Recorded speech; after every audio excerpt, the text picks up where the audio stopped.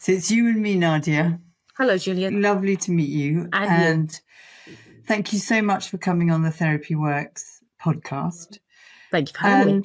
And in a way, you've described yourself best as I'm a mama and a maker. I'm a wife and a weigher of flour. I'm a builder of Lego and baker of cake. I'm a family woman and a family cook. I am Nadiya Hussain. That's very beautiful, very touching. Yeah, I suppose it's all-encompassing. It describes everything that I do, which has definitely changed since the children have grown up, because my kids are much older now, so we make a lot less Lego. But as many cakes. Oh, yeah. I mean, and more cakes, if anything, because they're older now and they still love cake. So they almost expect cake every single day. So what's for dessert? What's for pudding? So yeah, that hasn't changed. So Nadia, the premise of this podcast is that I ask my guests, what is a particular challenge you are facing or you have faced? It's hard to pick something because I feel like I've faced lots of challenges, as many people have.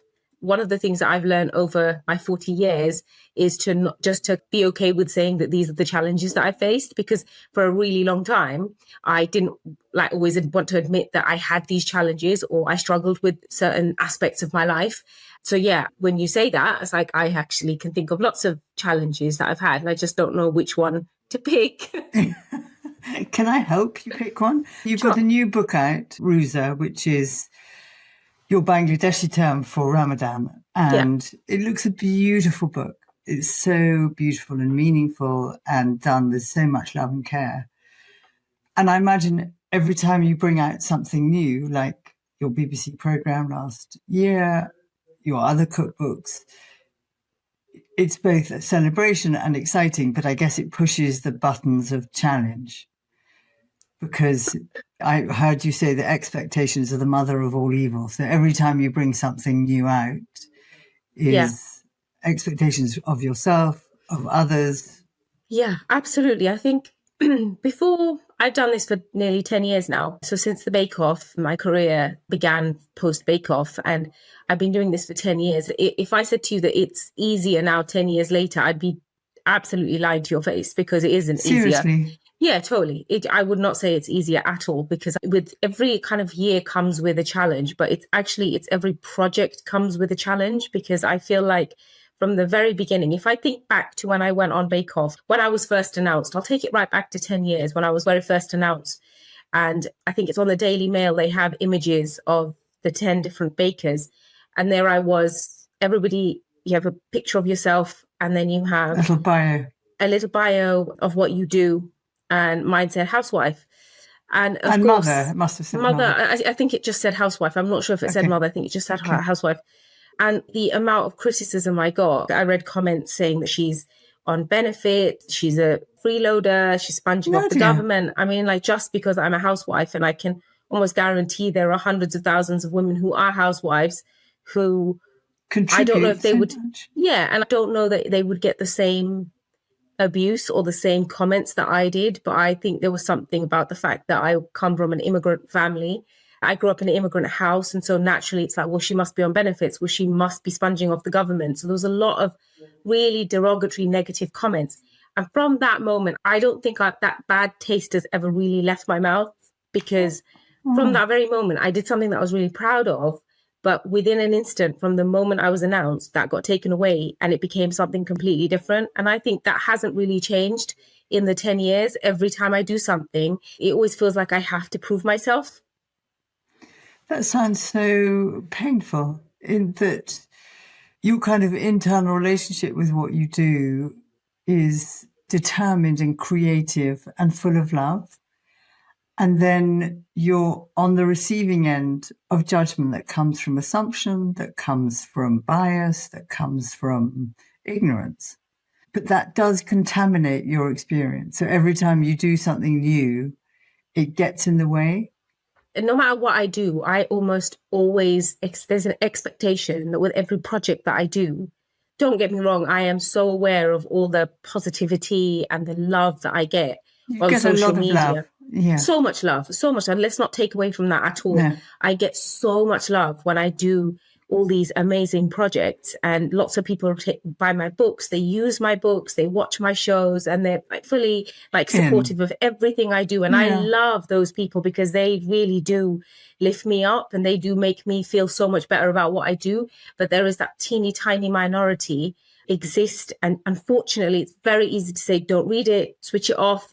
But it's there, like it's a huge part of my existence. They are there to tell me, to remind me that I don't belong, to remind me that the way I do things isn't correct, or to remind me that I don't fit in, or I'm not part of a particular group. So yeah, that comes with every project. And I don't know that I don't know if I'm ever going to ever.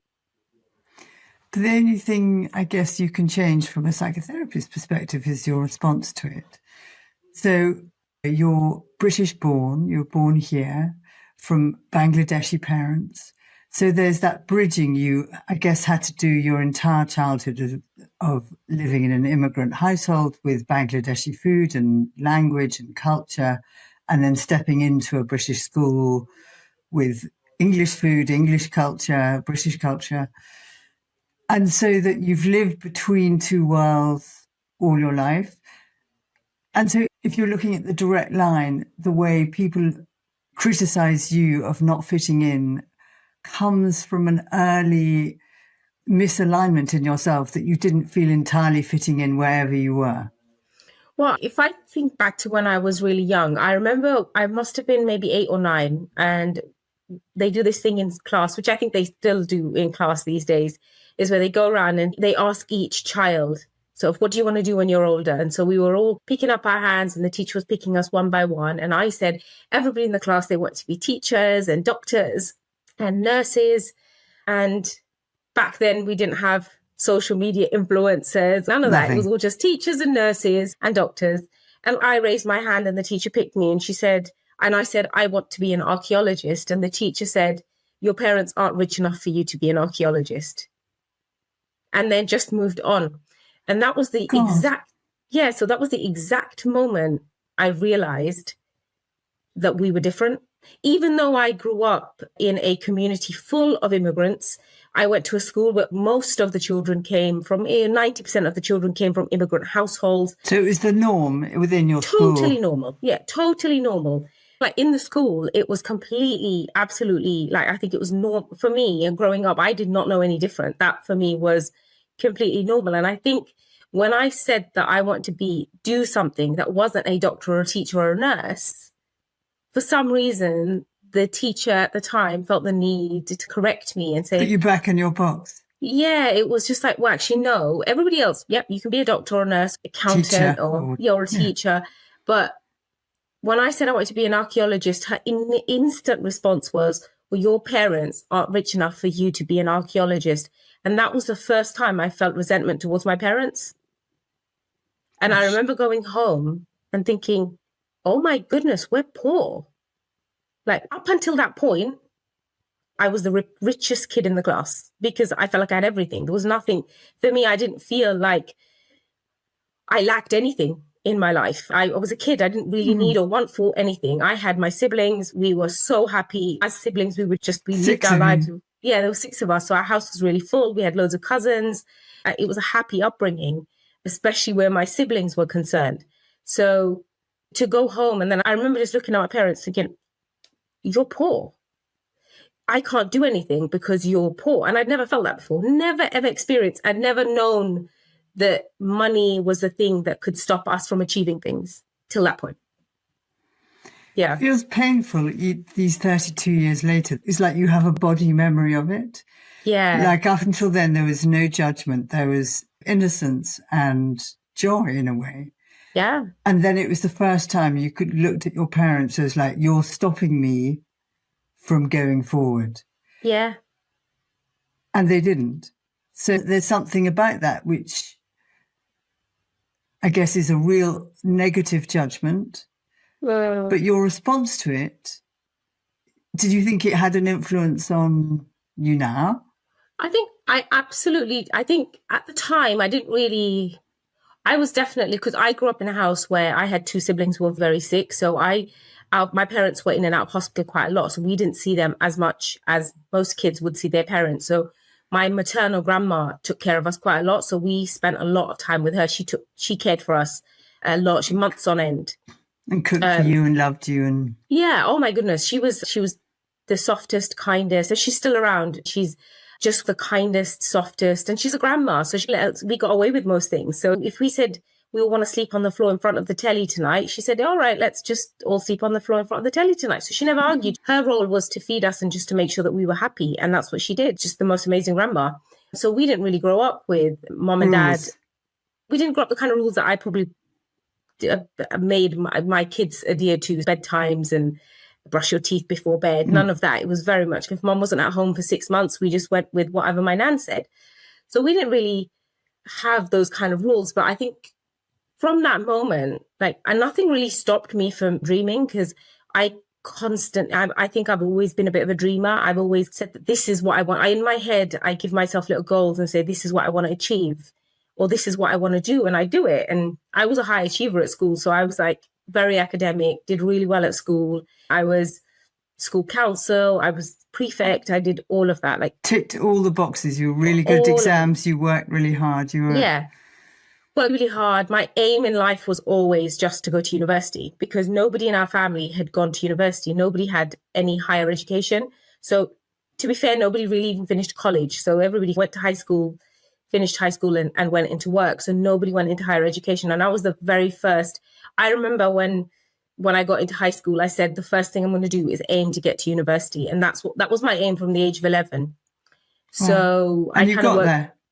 I didn't. So this is really interesting, because I didn't get to university because I went to sixth form, got my A levels, got into university, and told my parents. It was not like a shock to them, because I'd said to them, look, I want to go to university and I won't be living at home. I am moving out to London.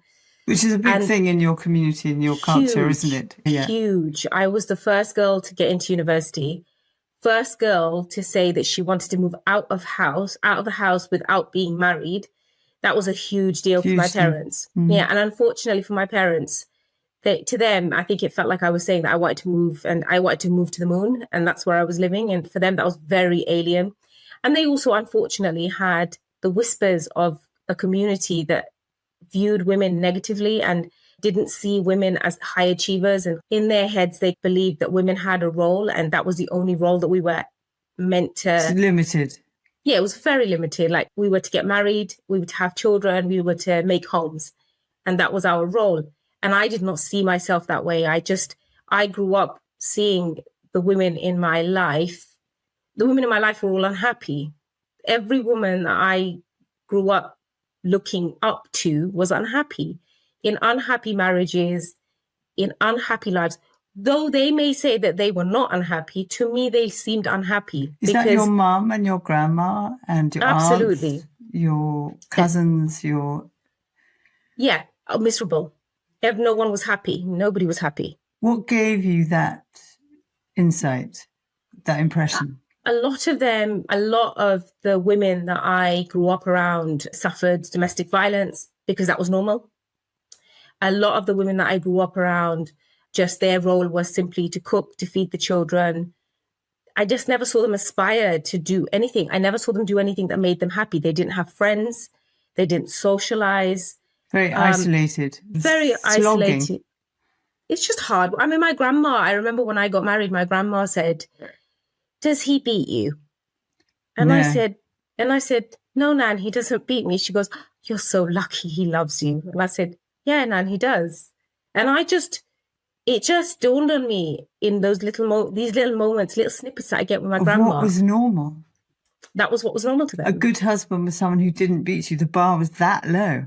Yeah, Nadiya. she said, yeah, it was that low. So I was like, really? And I was like, I mean, it was astounding to hear it from her because it's something that I knew. I knew it was normal. But they never looked happy. They just never looked happy. They were so tired, so exhausted by the time that fed up, bored of just doing the chores, right? They were tired. They always looked tired. I'm in my 40s. And if I think back to my mum in her 40s, she seemed really tired. She seemed really exhausted. She didn't seem happy. My aunts didn't seem happy. No one's they were happy when they were together. So my aunts, my mom, when they were all together, They they had were fun. really happy. That was their social time. So they would get together on a weekend sometimes, and that might just be where they're cooking and making sure the men are fed, but they're all in the kitchen together gossiping and having tea, and Teasing and fun. That's when they seemed happy. So for me, I just found that really astounding that, like, for me, I looked at them, they were not that was not my goal. I never looked at them. They weren't your role model. Absolutely not. I didn't look at them and think, that's what I want for myself. I didn't want that for myself. So I always aspired to go to university. And when I got into university and I said to my parents, look, I'm packing, I'm ready, I'm off in 2 weeks. My parents said, if you leave, we will change the locks and you are not allowed to, you won't be allowed home. And oh my God, Nadia, I didn't. Yeah. So that's astounding. Yeah. So they said, you're not allowed home. We're going to change the locks. You won't be welcome at home anymore. You are not allowed to go. And I think when you're 18 and you've not got any money, because I was not they didn't have the ability to help me financially. So I had to work on my own with what I saved and from work. And I only had what I had. And so I couldn't really go to them for financial help. So when you're 18 and your parents are telling you we're cutting you off in terms of a place of shelter, because that's what they provided me was shelter. Yeah, safety. Yeah. Roof. Yeah. So once you tell an 18-year-old that, that's really hard, because you're like, actually, if I don't have this shelter, then I'm homeless. Then what do I have?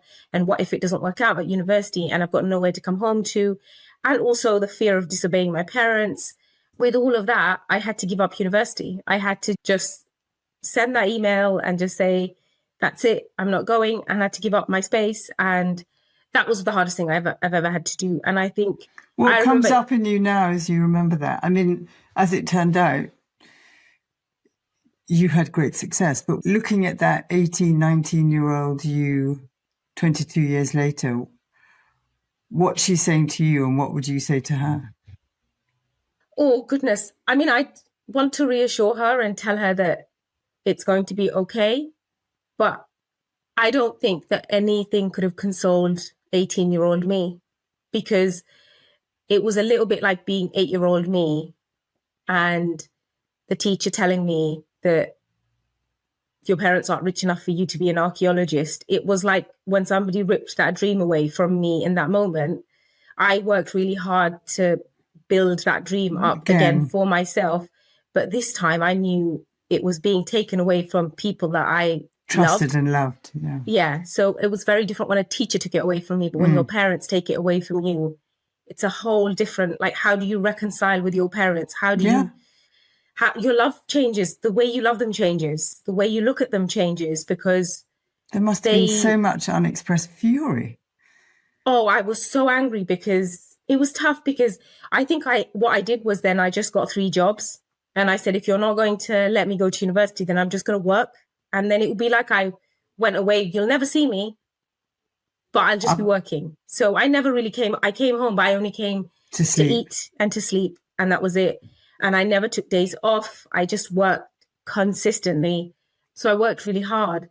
But I think what I did was I took my anger and changed that into I transformed the anger and turned it into a focus where it became work for me. It was like, just ignore the anger and turn it into something else. Transform it into determination to to do. Yeah. So it changed into a physical action for me. And so what I did was then just work. And then times when my mum would say, oh, you should take a day off and you're quite tired. And that's when a little bit of anger would come out. And I'd say, well, you didn't let me go to university, so I'm working. So you don't get to talk. Thank you very much. And I would just shut her off. And actually, I found one of the hardest experiences for me was when my brother got into university and he was allowed to go. Oh, no. And so university was allowed for my brother, but it wasn't allowed for me. And it was when my brother got into university, the look on his little face when he had to look me in the eyes and say, I'm going to go to university. And he was you could see it. You could see it in his face. The unfairness, he could feel it. He couldn't say it to me. He could not bring himself to admit he was going to go to university because he knew that it would kill me a little bit inside. Yeah.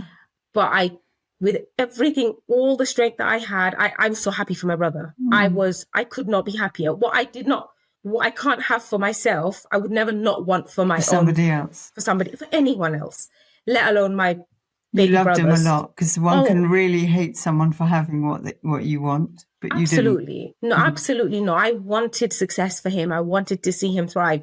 I would never want that for anyone I wouldn't, just because I didn't get something. It's not big. I would not want that. I wouldn't want somebody else to not have that thing.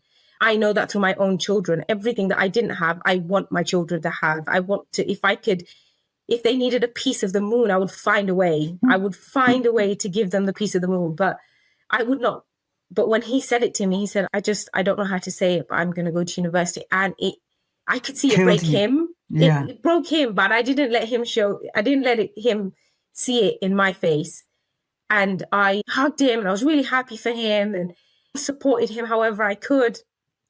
But deep down inside, I felt a little bit rage. of you died. Yeah, rage. Yeah. I felt the same anger I felt when they said I couldn't go. And for a long time, I never said anything. And I think as I got older, I actually did eventually put myself through university when I was pregnant with my third child. Oh, wow. It was my husband who said, if this is what you want to do, I will pay for it. You go to university. And so I went to university after I had my third child.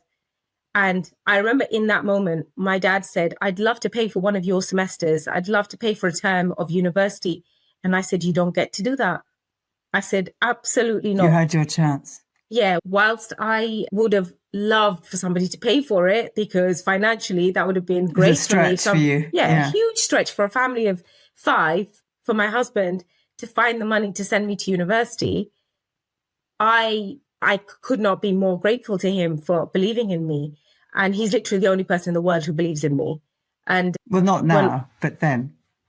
Oh, then and now, always. I know I have got a huge, loads of people who do believe in me, but truly deep down, my husband has always been my cheerleader. He's the one who's always pushed me. And he signed you for Bake Off, didn't he? He did.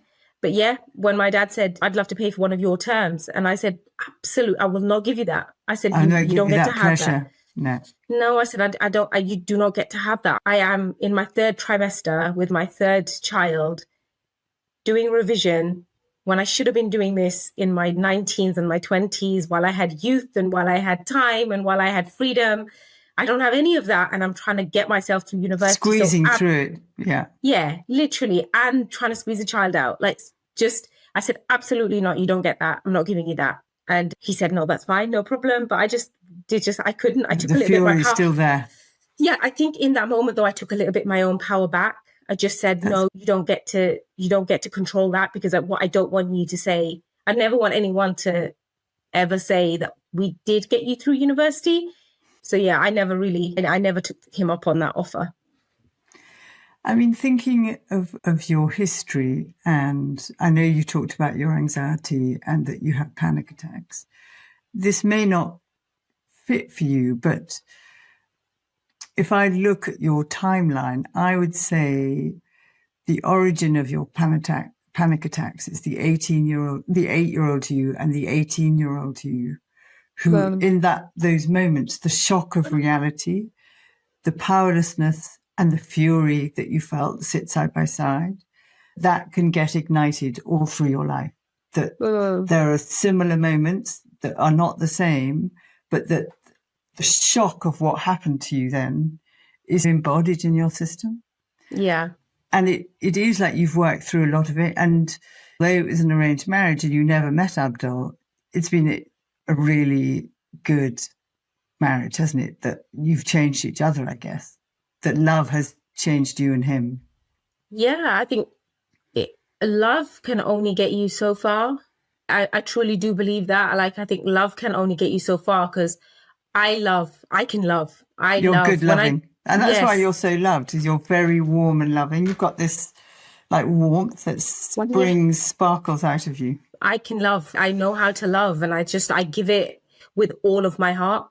But I think love, especially in a marriage, can take you only so far. As we'll be married 20 years this year. And that's best part of I'm Half your 40 life. years old, Yeah, half my it's a long life. So time.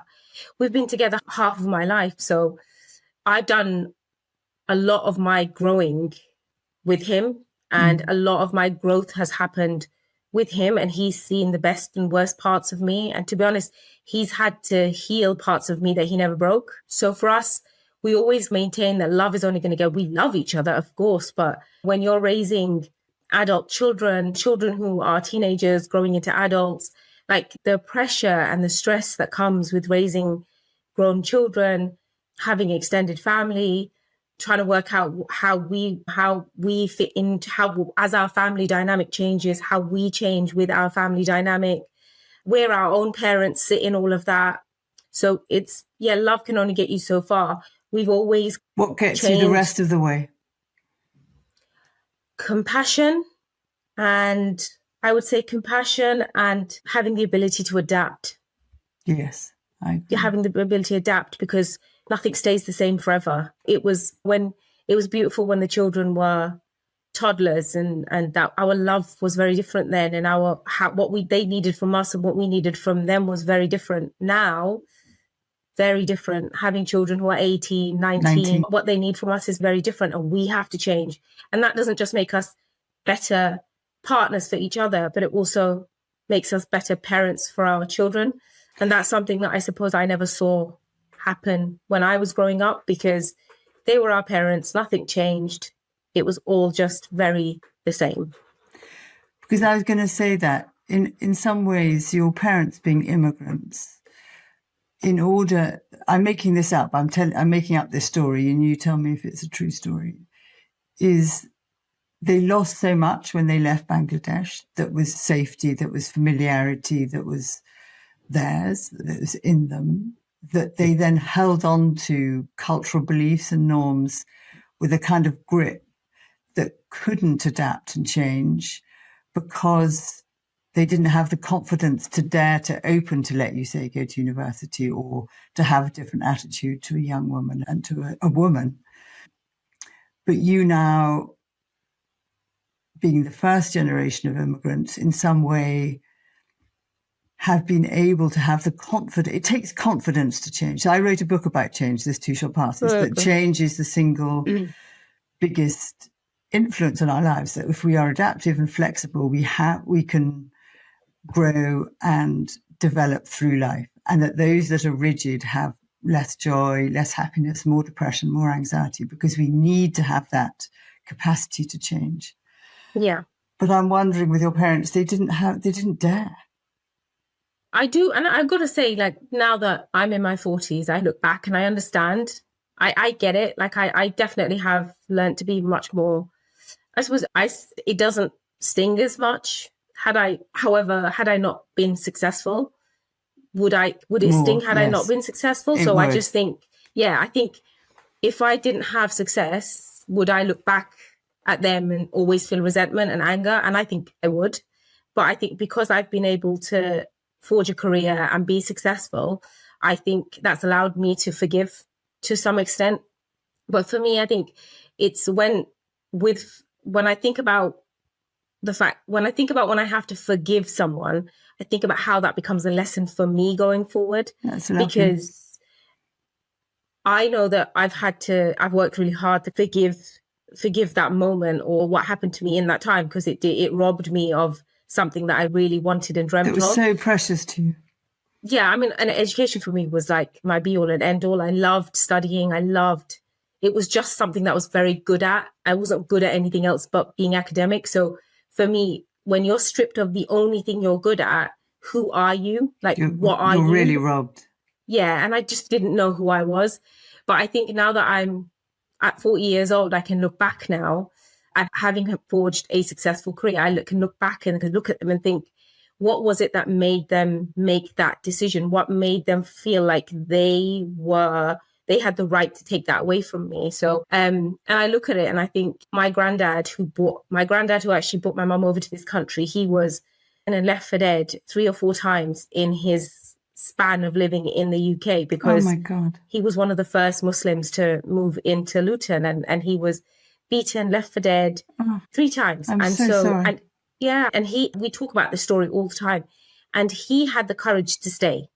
He had the courage to stay and said, no, this will give my children and my grandchildren a better life. chance. So I will continue. So to me, really, he was groundbreaking. He was the one that made he dared. He faced the fear and did it anyway. Yeah, for me, he's the one who's the maverick. He has the steel. He didn't allow his fears to stop him from believing that there was something better, despite being left for dead 3 times. He died very young as well. He died at 52, so quite a young man. Left his family quite young. My mum was quite young. Her siblings were quite young, so left them behind. And I can understand, like, from their perspective, when my granddad died, like, he was the change maker. I reckon if my granddad was alive and I was going to university, he would have said, let her go. Let her go. Yes. Because he's seen what change can do to a family. And he would have told my mum, you be quiet, you let her go, let her be. And I reckon I'd have gone to university. But he wasn't around for that. I can see why my parents struggled, because they were immigrants and they pined for home and they had a certain way of living, and they were so afraid of change, because I suppose they saw that in my granddad, because he was so brutally beaten up. Yeah. They saw that change, that's what change does to you. So we must fear change. It's life-threatening. Yeah. So when I said that I wanted to go to university, that was change, that was fear, that meant death. They catastrophized and said, nope, not going to happen. So now I see 20 years later, I can understand from their perspective why they were scared. Yeah. And that they felt they were protecting you. Yeah, they did at the time, absolutely. For your huge capacity to love, and that you have this kind of shining ability to communicate both through your books, by how you speak, how you are. You do have this core of steel, though, don't you? That despite every time you bring something out, like this new book, particularly being a book that's based on Ramadan, Ruza, you have a steely determination to be who you are and do what you are. Do you think that is from your grandfather? Where is that from? And you, by the way, did you? I need to fill in the jigsaw. Did you finish your degree? I didn't. I've still got 1 term left to do, because I did Bake Off. I had to stop for Bake Off, and I never finished that 1 term. So I've got a few points to add, and then I will finish my degree, which is on the cards, hopefully. Is it on the cards? That's good. Yeah. And did your 6 siblings, were the 2 sick ones, are they still sick? Yes, they'll have health problems for the rest of their lives, but they are well. So yeah, they're well and around. So yeah. And of your siblings, did anyone other than your brother go to university? I just had these questions pop up. Yeah. No, just my little brother. So to go back to what you make of you, given that you've had these challenges, but you've overcome them, what is it that has enabled you to overcome them? I do believe that without those challenges, I don't know that I'd be as strong as I am. I think challenges can really shape who you are. That you're stronger than you thought you were, because you got through before. Like you never would have imagined you'd got through Bake Off, for instance. No, anyone who knows me knows my face, but I think anyone who followed my 10-week journey, they will see how I went from being really nervous to slowly building my confidence. And I always say at the end, when I won Bake Off, people don't realize that for me, I had overcome so much to get to that 10th week, to that final, and to win it. And I didn't expect to win. Like the things that I had to overcome to get to that point, I'd already won. I didn't need the trophy. I didn't need the title. I'd already won, because I'd done things that I'd never imagined I would ever do in my life. I'd left my children for the first time. I'd got on a train by myself for the first time. Wow. I got lost on a train and found my way back. I got in a taxi for the first time. All of these things. You were so protected. On my own.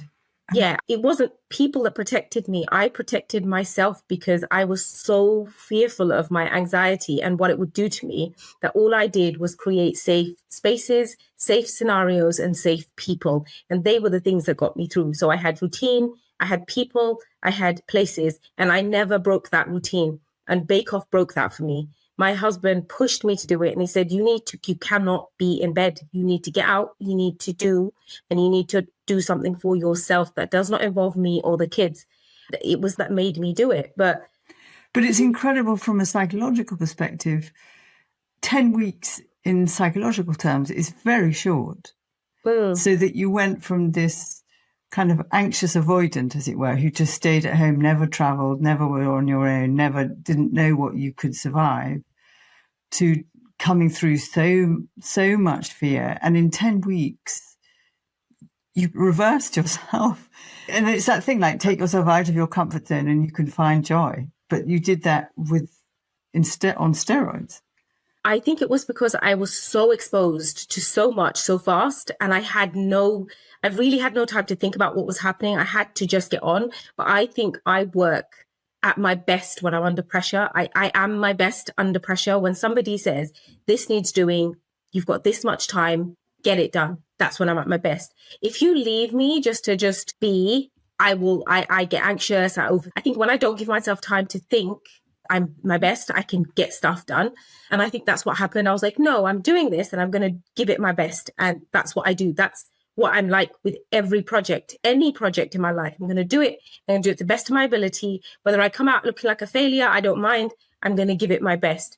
And I do it with heart. I think the most important thing is everything I do is with heart. I'm just like, nope, that's what I'm going to do. And I'm going to do it really well. So yeah, to do that 10 weeks later, to think 10 years later, 10 years after doing that, all I've done is put myself in difficult positions and put myself in situations that make me uncomfortable. But like, it has definitely shaped who I am in this kind of my 30s to 40s. It's definitely shaped me, and in a good way. I love a challenge. COVID put a block to that because I felt like I got comfortable again and didn't want to take many risks. But one thing I always say is that being a British Bangladeshi Muslim woman of colour from an immigrant household, no matter what I do, no matter what career I'm in, I will always be faced with challenges. And in a way that I never would, being British born white. Yes, absolutely. So you always will have more criticism than I would. If we started on the same line, you will always get abuse and attack in a way that I wouldn't. Absolutely. I just think I always say that I have to work 10 times harder for 10 times less. And that's with everything I do, whether it's publishing a book, whether it's doing a TV show, whether it's traveling, whatever I do, I have to always prove my worth. Whereas the English equivalent of me would not have to, because there's already a space created for those people. So it's like, well, this is a safe space for you. So you can come here and you can write, you can make TV, you can do all of that. It's a space that sees someone like you. Whereas for me, if I want to do something, I have to prove why it's worthy of being, why is it worth being written? Who's going to read it? Why am I writing it? Like I've got to prove myself. And that hasn't changed. Like 10 years later, that has not changed. Even after Black Lives Matter and all the sort of equality, diversity, none of that hasn't changed. No, I could not say that it's easier for me 10 years later to just say, this is the kind of thing that I think need. Absolutely not. Publishing is hard. Television's hard. Like, if it's not something that is palatable and comfortable for the general public, then I have to prove myself. I have to tell them, I have to explain why it's worthy of being made or created. So it's not easier. I think, if anything, I feel like I get asked the question all the time, are we doing better? Absolutely not. We're not doing better, because it's not easier. I'm so sorry to hear that. So was Ruza particularly hard to get out the gate? Because it's to do with Ramadan, it's to do with faith, it's to do with ritual. It wasn't easy. Mm. It wasn't something it wasn't a given. It wasn't as if I said, oh, it's not as if somebody came to me and said, oh gosh, you know what? This is what the world of publishing needs. Why don't you write this book? I had to come up with the idea, and I had to push it for 5-6 years, saying, I really think this book is needed. I think we should write this book. I think it'd be beautiful. I think people will enjoy it. People will love it. And it was really over the last few years when I started to see shop windows where they were acknowledging the month of Ramadan, and they were in supermarkets. There were aisles dedicated to Ramadan. So that's why I think it makes it really special, extra special. And what is it that is about you that's personal, that sort of feels... You said it was done with so much love.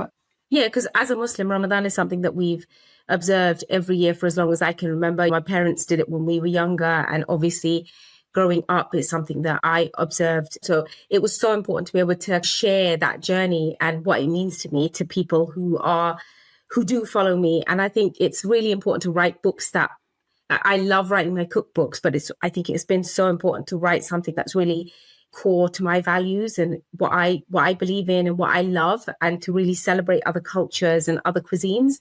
So for me, it was a meeting of two loves, like faith and food. So I absolutely adored it. And I adored writing it. And faith and food for me is also about ritual. That there's something that ritual is habits with soul. Like there's this way that ritual enables us not to have words, and that food is a way of loving and giving love, often for things that we can't have words for, that feels really significant. I've always seen, especially over the last 10 years since writing cookbooks, is that food has such a great way of connecting people. It can really connect people. And I think, why not share that connection in lots of different, deep and meaningful ways? And I, for one, that I love buying cookbooks from different cultures and different cuisines that I know nothing about, because for me, it's you learn, you learn and you experience a little bit of their life through their food, because that's such a great way of experiencing how people it's very intimate in a way. Absolutely. And to share something that intimate is so special. So yeah, I think it's a beautiful thing to be able to share that with people. My brother picked up the book and he looked at it and he said, "That's the best book you've ever written." Oh, wow. And he was so proud of it. He goes, "Oh, it's the best thing you've ever written." And he was so literally flicking through it like a child. He's so cute. Yeah, it's lovely. That's really lovely. And your children? You know what? My kids are at the age where they really don't care about anything I do. They're just not interested. They are not interested in anything I do. So yeah. Is it difficult being a well-known woman's child? Somebody said to me once, I talk to I've got really great work friends and we always have long chats. And one of my friends, who's my home economist, Rob, he said, you talk about the things that stress you out and the things that worry you and the things that you face. But you understand that none of that really means a lot to a lot of us, because we're not where you are. We're not famous, so we don't understand what it feels like. So we can't really sympathize with you. Get inside it. Yeah, we can't really understand it. So we can listen, but we don't really get it. So he said, you know what you need? You just need a famous friend. Because you need a famous friend and you need to be able to talk to them. And then anything you say to them is not going to sound silly because they get what you're saying. So you need to find. So he tried to make me best friends with Gok Wan. And he said, you need to be friends with Gok. And so he tried that. So I understand that. So actually, when I look at it from my kids' perspective, their lives are very different. They have a mother who's in the public eye. So they suffer criticism in a way that other people won't understand. And there's also they're at the point where they're building their lives and they don't really want to build it around who I am. So they want genuine friendships. They want genuine friendships and connections. People like them, and they're not interested in you. Right. So that's what they want. So often they don't talk about me and they will only bring me up. My son works part-time in John Lewis and his manager only found out, and it will be nearly 18 months later since working there, that he'd found out that I'm his mom. And he said, you kept that quiet. He just doesn't talk about it. Whereas my brother, he will go to meetings, meet new people, and he'll say, and when they go round circles and say, tell me an interesting fact about yourself, he'll say, my sister's Nadiya Hussain. So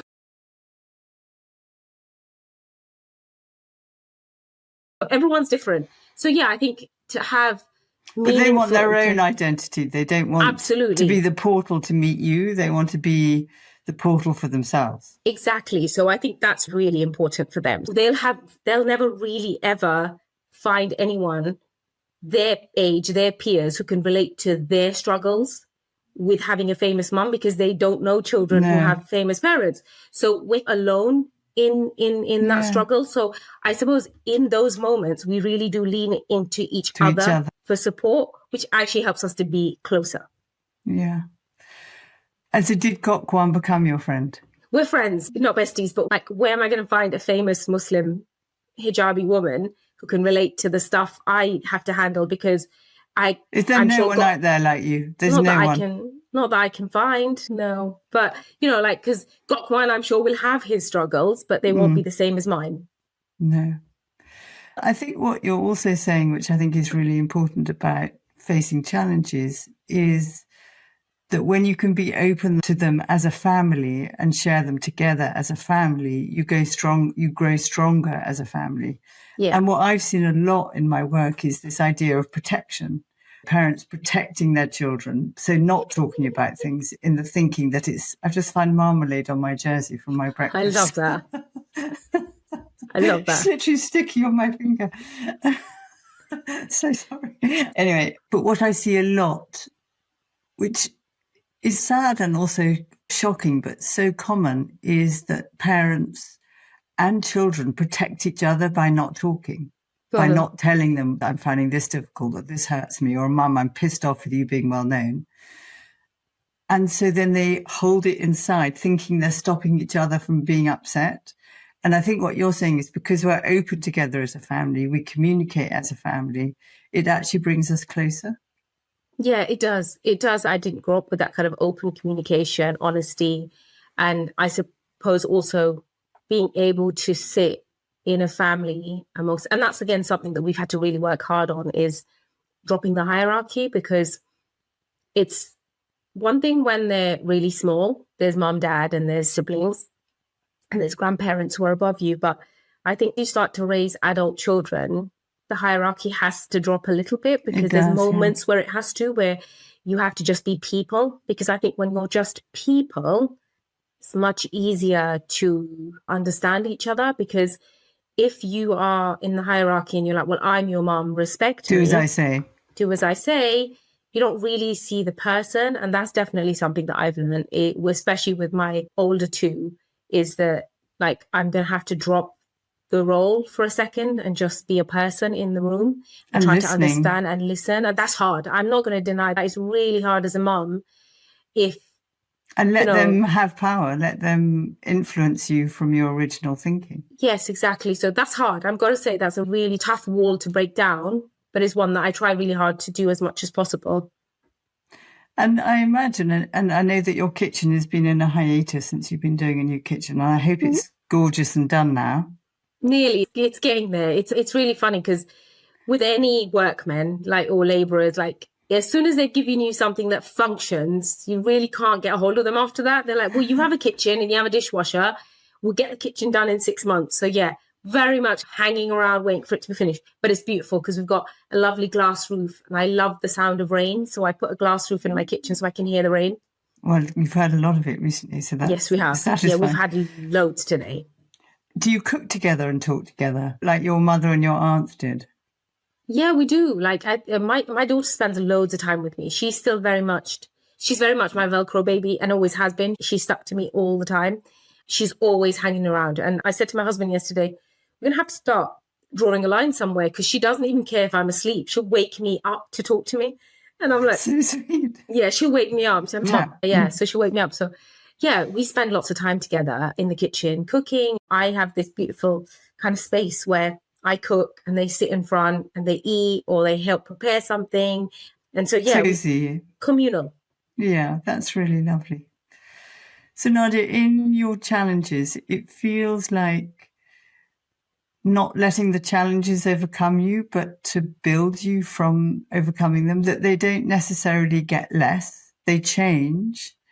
They don't get less. But I feel like what you've learned in the 10 years since Bake Off, since you've had a public role, but also you had the anxiety and the difficulties before, is I am still going to go for my project. I'm going to dare step out of my comfort zone and do the best I can in my project, because then I'm my best self. And when I listen to the anxious me, I actually become my least best self. Yeah, I think I'd be naive to think that I won't go the rest of my life without challenges. And I've faced many of those up to now. Doing the Queen's 90th birthday cake. There's so many, lots of challenges. So many challenges, fun and not so fun, and no doubt many to come. But it's really how I look back and think about all the challenges that I have faced and how I've overcome them and not allowed them to consume me. And I haven't, clearly they haven't, because I've come this far.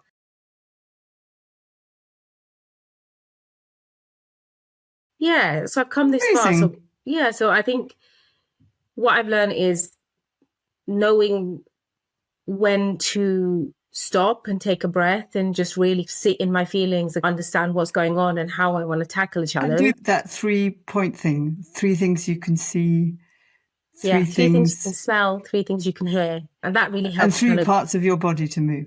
Yes, that really helps me. And again, when I face challenges or stuff, something that's really bothering me or something that needs fixing, one of the best things I can do is just step out into fresh air. That makes me feel so much better. I just step out, fresh air. And we're very lucky because we live near the woods, so we can just step out, have a little walk around the woods. And I've also taken up archery, so I throw a few. No, that's really, so cool. That's it's so very funny. empowering. I just wanted to learn how to ride a horse now, and then archery and riding a horse at the same time would be brilliant. So I don't know if I've got the core strength for that, but it's something that I really want to do. It's also just about, I think still now having dreams, no? Isn't it about that as well? Totally. Like never stop dreaming, never ever stop dreaming. And those dreams don't have to be big or unachievable or hard to get to or expensive. Those dreams can be small. And the truth is no dream is small. Every dream is special. And so, I think if I'd stopped dreaming, I don't really know who I would be because I'm always quietly, secretly dreaming about something else, something new, something. I take joy in making people happy. And I think life is so short. Life is so short. It's so important to enjoy every second of it. That's a wonderful place to stop, Nadiya. Thank you so much. I really appreciate you coming on our podcast. Thank you so much for having me. Hey, Sophie. This week it's just me and you, which is a slightly intimidating prospect because Mum is off on a training somewhere. So we've been left to our own devices, and it feels a bit strange when you're used to doing something. I suddenly feel like a sort of child I know. instead of a grown-up. But I'm looking forward to talking about the interview because it was such a pleasure to listen to. Yes, she's someone I was thinking afterwards who seems to have the ability to move between huge warmth and joy and then real like pain and toughness and sort of steel, doesn't she? I felt conscious when we were, when I was thinking about coming on to record it, about how we're 2 very privileged white women coming on to have a conversation about a narrative that was so much about her challenge being one of overcoming classism, racism. And also, I guess I felt there was a sadness in there listening about how that, for her, and I'm sure for so many other women of colour, children of immigrants, that it's not even that's over now, if that makes sense. Right. Oh, totally. This is an ongoing, just as bad as it has ever been.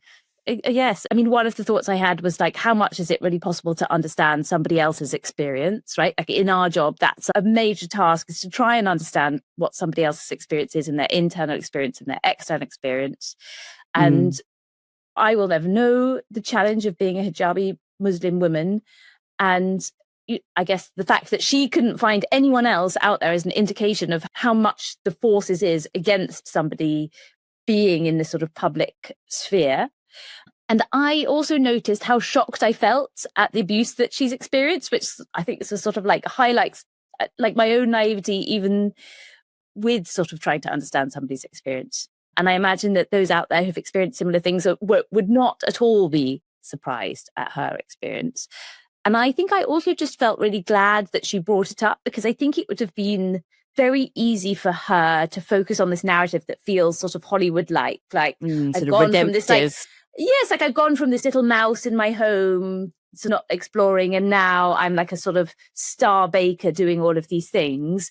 And what she was saying is, no, it's still a huge challenge. There's still so much prejudice 10 years later, and it's just incredibly depressing that so little has changed over that time.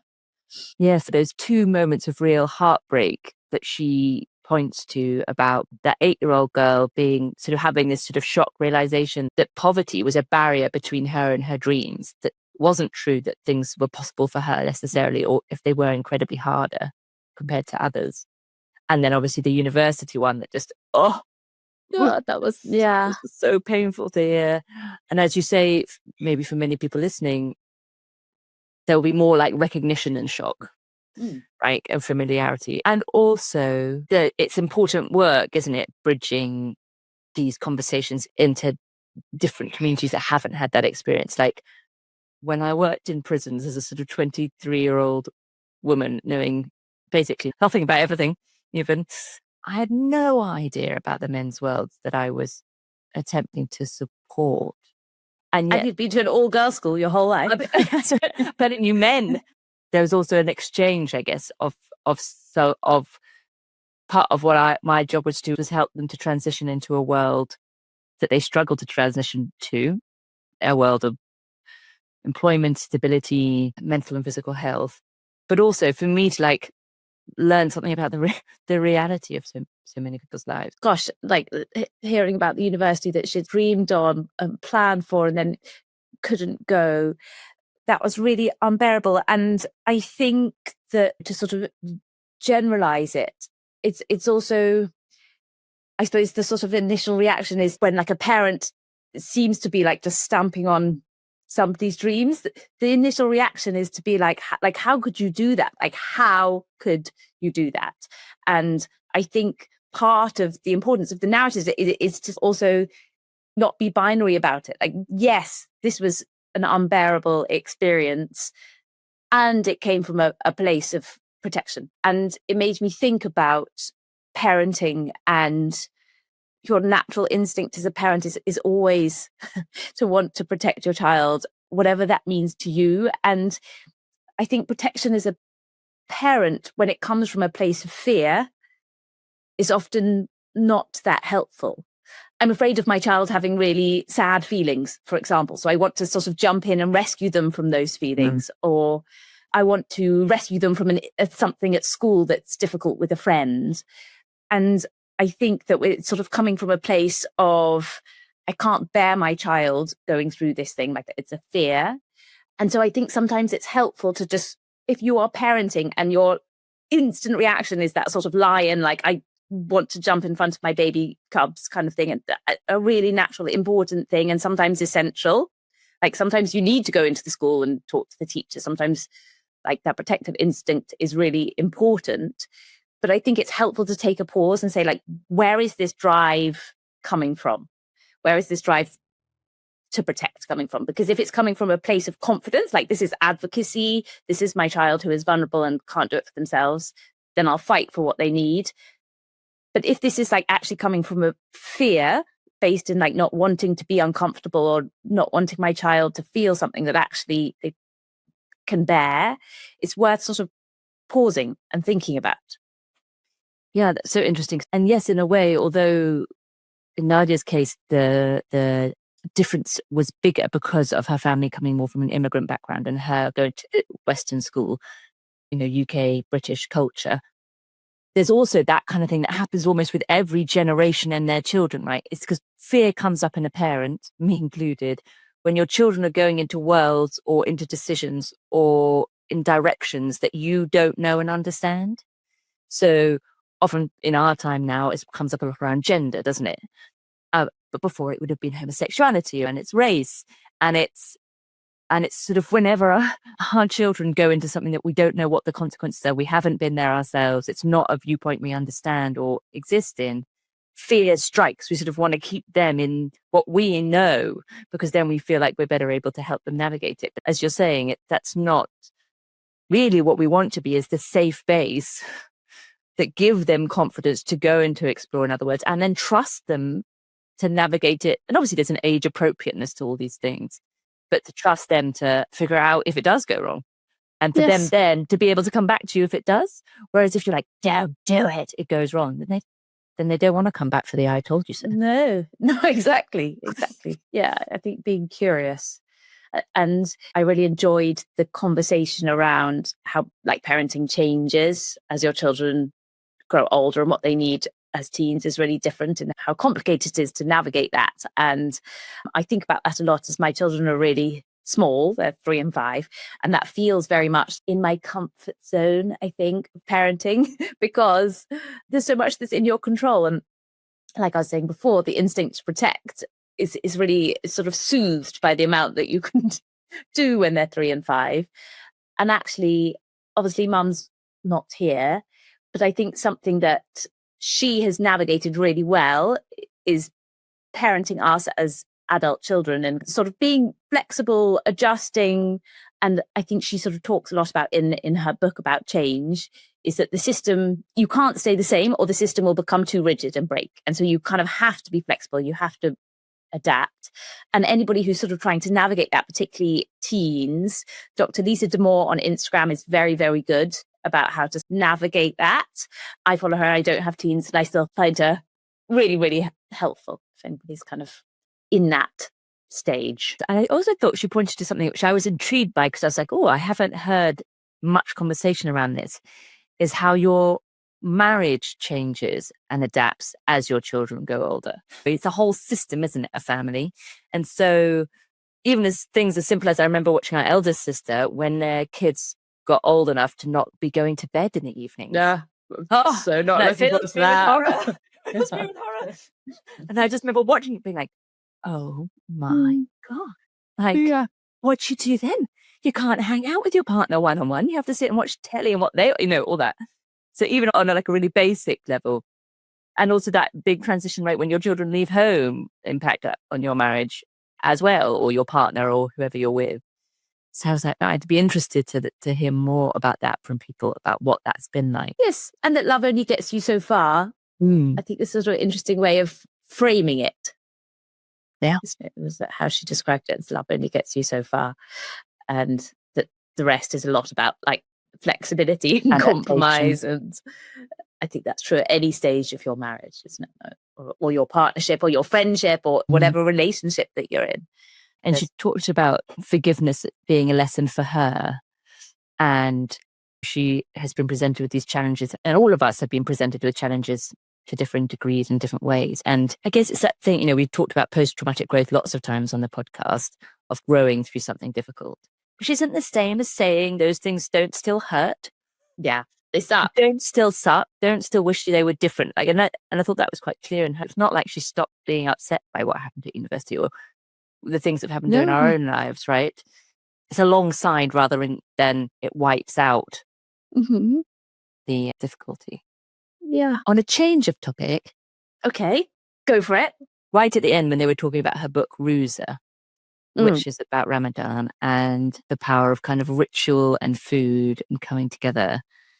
And I had recently been listening to another podcast on awe.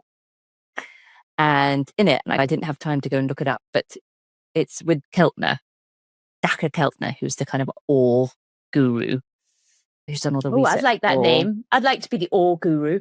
Yeah, that's Emily good title. Samuel, the awe guru. Awe guru. And it was the On Being episode with him. And at some point they talk about how much there's been research done on the power of ritual to soothe our nervous system and how effective ritual in fact is. And it's also in the past, and I've thought about this before, made me think about OCD. And I wondered whether that sort of hijacks that system of like patterning and ritual and routine in an attempt to achieve an outcome of soothing, which obviously in a way that it doesn't work, has a high cost.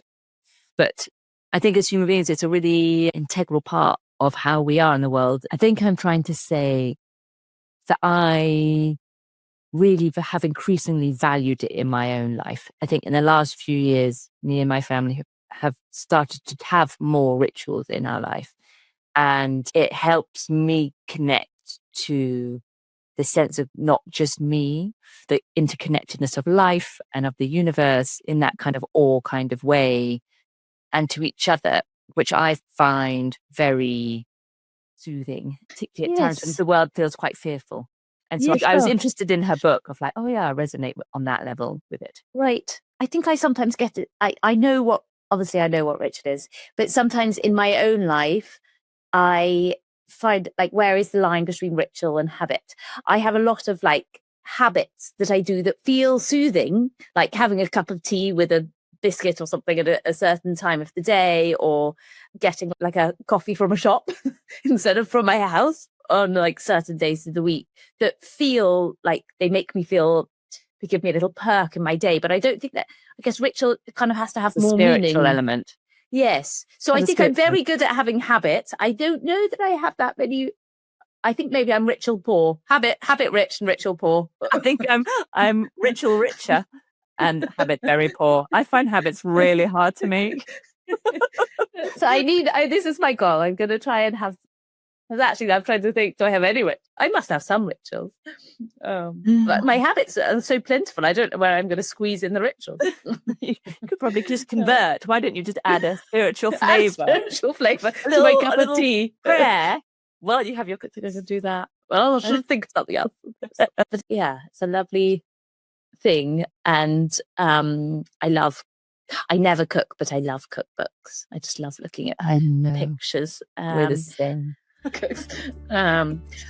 But Soph, I think that's a lovely way to end. And thank you to Nadiya for such a rich and ritualful conversation.